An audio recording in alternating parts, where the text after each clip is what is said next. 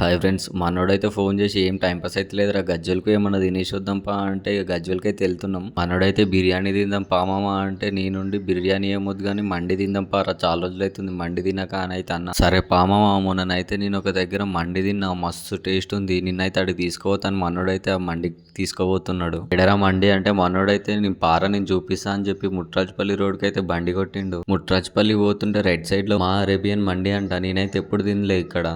మనోడైతే ఒకసారి తిన్నాడంట, టేస్ట్ బాగుందని నన్నైతే ఇటుకి తీసుకొచ్చిండు. తిన్నాక టేస్ట్ ఎట్లుందో చెప్తామా మమ్మీకి అందరికి. ఇక మనోడైతే కడిగేది కడుగుతుండు, ఆ సగం హ్యాండ్ వాష్ ని ఈడోడగొట్టిండు. వచ్చి కూసోగానే సూప్ అయితే పెట్టిరు.